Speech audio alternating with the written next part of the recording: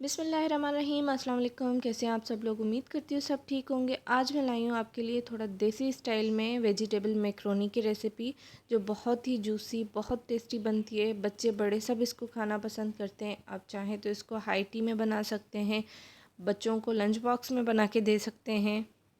जो भी खाएगा अपना हाथ नहीं रोक पाएगा और खाने से।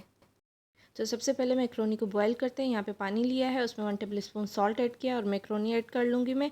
जब तक वो मेरे बॉईल होंगे मैक्रोनीस, तब तक मैं इसका मसाला बना लेती हूँ। यहाँ पे 5 टेबल स्पून मैंने ऑयल लिया है, उसमें चॉप्ड अनियन डाली है 1 मीडियम साइज़ की। इसको अच्छे से मैं गोल्डन ब्राउन करूँगी।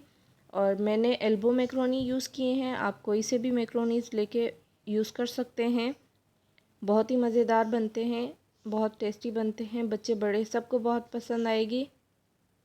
यहाँ पे मैंने 1 टेबल स्पून इसमें अदरक लहसुन का पेस्ट ऐड किया है। इसके बाद मेरे पास टोमेटो का पेस्ट बना हुआ था, तो मैंने टोमेटो पेस्ट ऐड किया है। आप चॉप करके भी टोमेटोज़ को डाल सकते हैं। अच्छे से इसकी भुनाई करेंगे थोड़ी देर के लिए।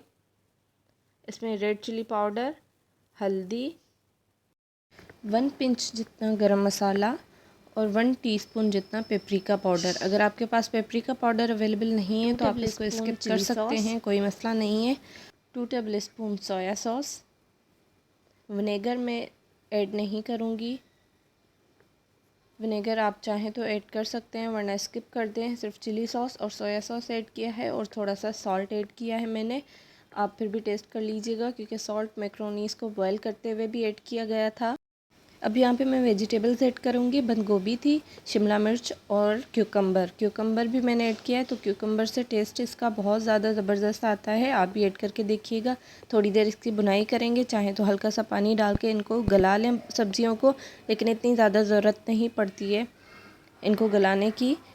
थोड़ी क्रिस्पी सी अच्छी लगती हैं। और यहाँ पे मैंने मैक्रोनीस जो बॉयल करके रखी थी वो ऐड की हैं। अब मैं इसको अच्छे से मिक्स करूँगी ताकि ये सारी चीज़ें एक साथ मिक्स हो जाए, सारे मसालों का जो टेस्ट है वो मैक्रोनीस में आ जाए। थोड़ी देर के लिए इसको मिक्स करूँगी, फिर 5 मिनट तक इसको दम पे रखूँगी।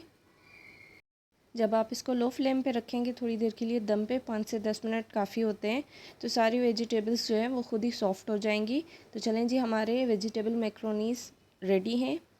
आप इसको हाई टी पे, आप इसको इवनिंग स्नैक के साथ, आप इसको किसी भी टाइम बना सकते हैं, लेकिन ये बहुत टेस्टी बनते हैं। क्यूकम्बर ऐड करने से इसका टेस्ट और ज़्यादा ज़बरदस्त हो जाता है।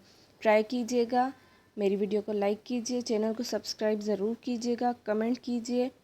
फिर मिलते हैं अगली किसी और रेसिपी के साथ, तब तक के लिए अल्लाह हाफ़िज़।